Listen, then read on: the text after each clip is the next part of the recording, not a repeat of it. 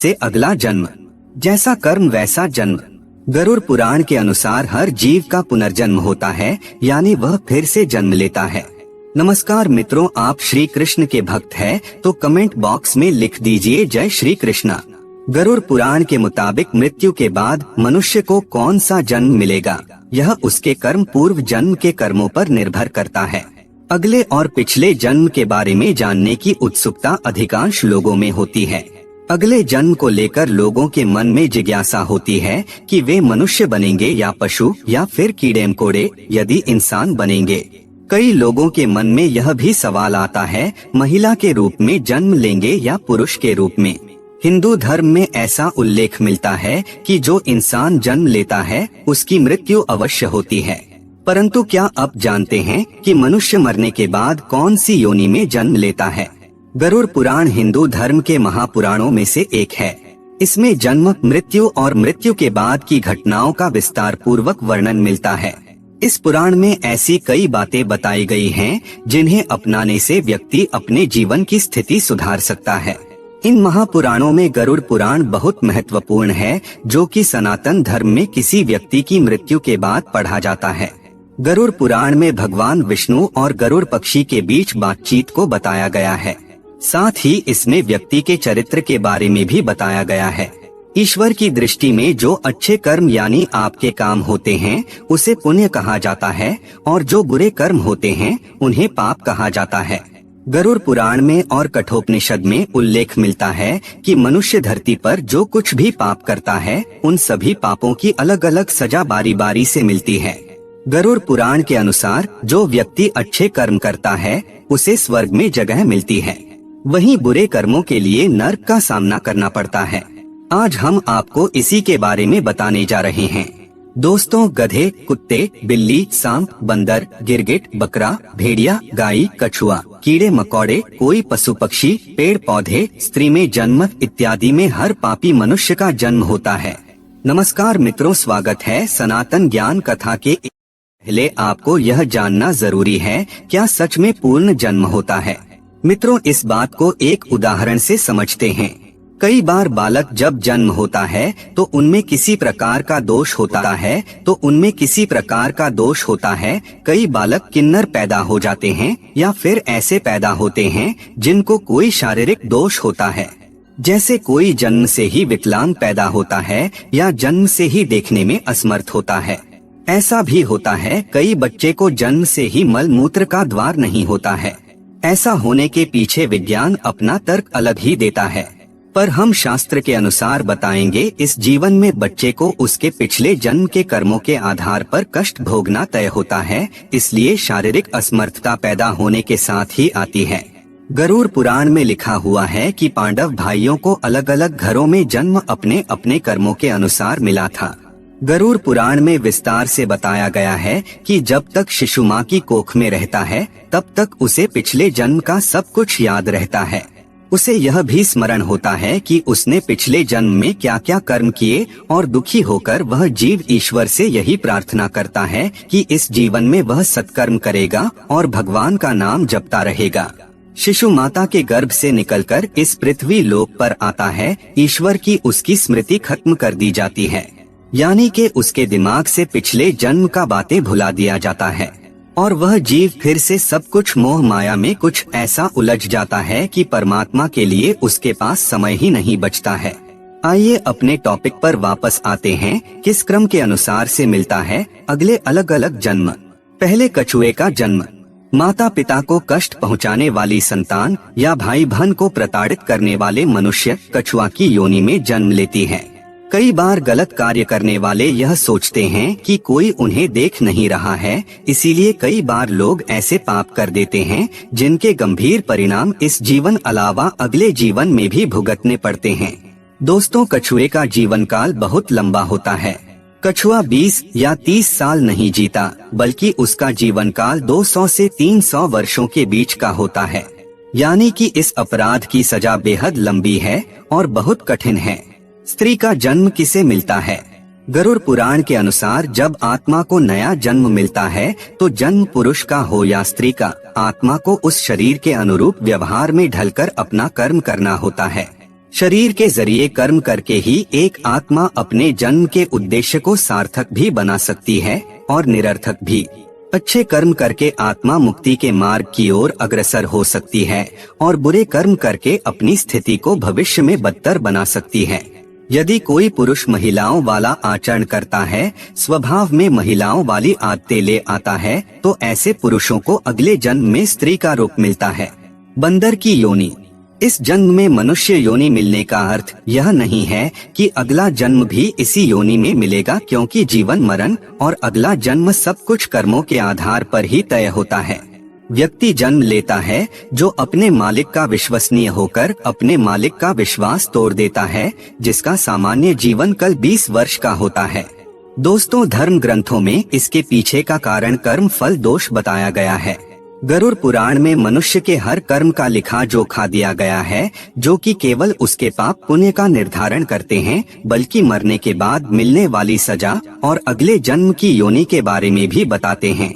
जो व्यक्ति लूटपाट, जानवरों का सताना और शिकार करके अपने परिवार का पालन पोषण करता है, उसे अगले जन्म में किसी कसाई के हाथों मृत्यु प्राप्त होती है, यानी वह जानवर का जन्म लेता है। गरुड़ पुराण के मुताबिक जो व्यक्ति मृत्यु के समय भगवान का नाम लेता है, तो भगवान उसकी मुक्ति का मार्ग खोल देते हैं। यही वजह है कि शास्त्रों में मरते समय राम नाम लेना महत्वपूर्ण बताया गया है। अगला है गधे का जन्म कौन भोगता है।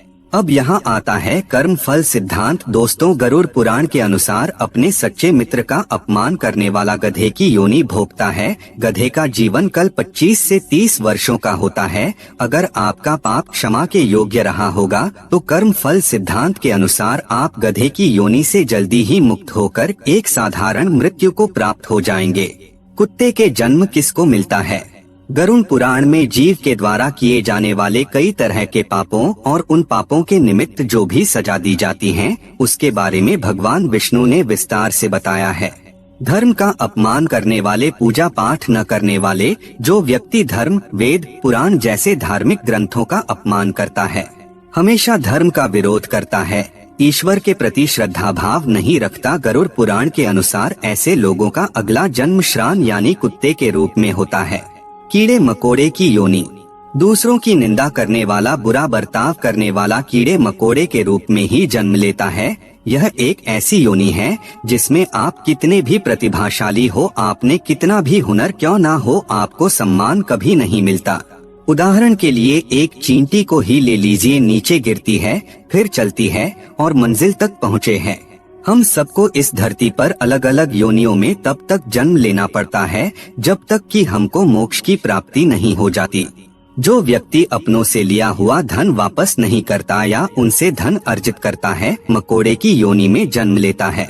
योनियों का जीवन काल कितना लंबा होगा, वह व्यक्ति के कर्म फल पर निर्भर करता है। छछूंदर का जन्म किसे मिलता है। जो व्यक्ति किसी चीज को चोरी करता है, वह तोता बनता है।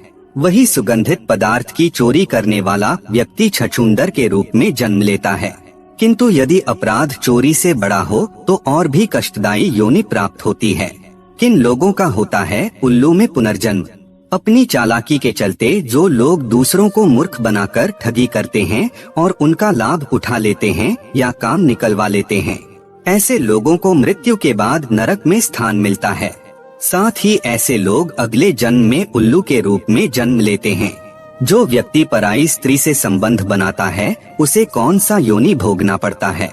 जो व्यक्ति पराई स्त्री से संबंध बनाता है, उसे नरक में जाना पड़ता है। गरुड़ पुराण के अनुसार ऐसे पुरुष को वहाँ उसे कई कष्ट भोगने पड़ते हैं और इसके बाद उसे अलग अलग योनियों में एक के बाद एक कई जन्म लेने पड़ते हैं। वह सबसे पहले भेड़िया बनता है, फिर एक कुत्ते के रूप में जन्म लेता है, उसके बाद सियार, फिर गिद्ध, फिर शाम, फिर कौवा और अंत में बगुला बनता है। इन सब योनियों के कष्ट उसे फिर से मनुष्य करने की प्राप्ति होती है।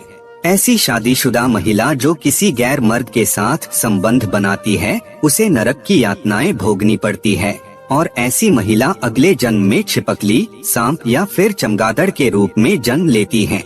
लेकिन जो व्यक्ति किसी स्त्री के साथ जबरदस्ती संबंध बनाता है, उसे तो नरक भोगने और कई योनियों में जन्म लेने के बाद मनुष्य योनि में किन्नर के रूप में जन्म मिलता है। फजुल के गाली गलौज करने वाले को कौन सा योनि मिलता है। दोस्तों, माना जाता है कि कंठ में माँ सरस्वती वास करती हैं। इसलिए जिन लोगों की वाणी में मधुरता नहीं होती और जो दूसरों को बुरा भला कहते हैं या हमेशा गाली गलौज करते हैं, गरुड़ पुराण के अनुसार उनका अगले जन्म बकरे के रूप में होता है। जो मनुष्य स्त्री की हत्या, गर्भपात या गाय की हत्या करता है, वह अगले जन्म में मूर्ख और कुबड़ा बनकर जन्म लेता है। गरुड़ पुराण के मुताबिक जो व्यक्ति मृत्यु के समय भगवान का नाम लेता है तो भगवान उस व्यक्ति के लिए मुक्ति का मार्ग खोल देते हैं। यही कारण है कि शास्त्रों में मरते समय राम का नाम लेना महत्वपूर्ण माना गया है। गरुड़ पुराण में बताया गया है कि जो व्यक्ति अपने बड़े भाई का अपमान करता है, समाज के सामने उसे लज्जित करता है, अगले जन्म में वह व्यक्ति कौन नामक पक्षी के रूप में जन्म लेता है। इस योनि में उसे 10 वर्षों तक का कष्ट भोगना पड़ता है, उसके बाद ही उसे मनुष्य योनि प्राप्त होती है। गरुड़ पुराण के अनुसार दूसरों के लिए अच्छा सोचने वाला, धर्म को मानने वाला, धार्मिक गमे विश्वास रखने वाला, पशुओं से प्रेम रखने वाला, माता पिता का आदर सम्मान करने वाला, अपने गुरु के द्वारा बताए गए मार्ग पर चलने वाली जीव आत्मा स्वर्ग में जाती है और अपने लिए मोक्ष के दरवाजे खोल लेती है। मांस खाने वाले, गरुड़ पुराण के अनुसार मांस खाने वाले व्यक्ति को अगले जन्म में अंगों से संबंधित समस्या होती है। मदिरा या शराब पीने वाले के दांत काले होते हैं और जीभ के स्वाद के कारण न खाने वाली चीजों को खा लेने वाला ब्राह्मण जलोदरी, पेट में पानी भर जाने की बीमारी के चलते पेट फूलना बनता है। दूसरों का ध्यान किए बिना मीठा खाने वाले को गले से संबंधित बीमारियां रहती हैं। श्राद्ध के समय में अशुद्ध दान देने वाले लोगों को कुष्ठ रोग होता है। लेकिन दोस्तों, यह सारी बात सुनने के बाद आपके मन में एक प्रश्न अवश्य उठा होगा कि जब हम अपने पाप कर्मों के अनुसार नरक की सजा भोग लेते हैं तो पुनर्जन्म में सजा क्यों मिलती है? क्यों हमें मनुष्य जन्म नहीं मिलता है? इस प्रश्न का उत्तर भगवान विष्णु ने अपनी वाहन पक्षीराज गरुड़ को स्पष्ट बताया, जो कि गरुड़ पुराण में है। आइए जानते हैं। कई बार जीव आत्माओं के कर्म इतने बुरे होते हैं कि जीवात्मा को नरक में भोगनी पड़ती ही है, लेकिन अगले जन्म में भी इन कर्मों का बोझ ढोना पड़ता है। जैसे कि किसी महिला के साथ दुष्कर्म करने वाली पापी आत्मा अगले जन्म में किन्नर के रूप में पैदा होती है, जैसे आपने इस वीडियो में सुने हैं। इसे हमारे धर्म ग्रंथों में कर्म फल का सिद्धांत कहा गया है, यानी कि जैसी करनी वैसी ही भरनी। पाप बड़ा है तो सजा लंबी मिलेगी और अत्यंत दुखदायी भी होगी, और यदि पाप कर्म सामान्य है तो सजा भी कम होगी। दोस्तों, मनुष्य जन्म कितना दुर्लभ है आप जान ही गए होंगे। मनुष्य की योनि में जन्म लेना चाहते हैं या जीवन मृत्यु के इस कर्म चक्र से निकलना चाहते हैं तो इस जन्म में अच्छे कर्म और ईश्वर की भक्ति करें। अभी तो आप मनुष्य योनि में जन्म लिए हैं, इसे पीछे आपका किस योनि में जन्म हुआ था, आइए इस पर विस्तार से जान लेते हैं। जाति स्मरण के प्रयोग के लिए ध्यान को जारी रखते हुए आप जब भी बिस्तर पर सोने जाएं तब आंखें बंद करके उल्टे क्रम में अपनी दिनचर्या के घटनाक्रम को याद करें। जैसे सोने से पूर्व आप क्या कर रहे थे, फिर उससे पूर्व क्या कर रहे थे, और भी गहराई में जाएं और देखें उससे पूर्व आप क्या कर रहे थे। तब इस तरह की स्मृतियों को सुबह उठने तक ले जाएं। दिनचर्या का क्रम सतत जारी रखते हुए मेमोरी रिवर्स को बढ़ाते जाएं। ध्यान के साथ इस जाति स्मरण का अभ्यास जारी रखने से कुछ माह बाद जहां मेमोरी पावर बढ़ेगा, वहीं नए नए अनुभवों के साथ पिछले जन्म को जानने का द्वार भी खुलने लगेगा। मित्रों, यह साधना कठिन जरूर है, लेकिन योगाभ्यासी के लिए सरल है। सम्मोहन क्रिया से भी पिछला जन्म जाना जा सकता है। दोस्तों, अलग अलग धर्म के लोग अलग अलग तरीके से पिछले जन्म जानने की कोशिश करते हैं। मित्रों, हमारा आज का प्रस्तुति कैसा लगा कमेंट करके अवश्य बताइएगा।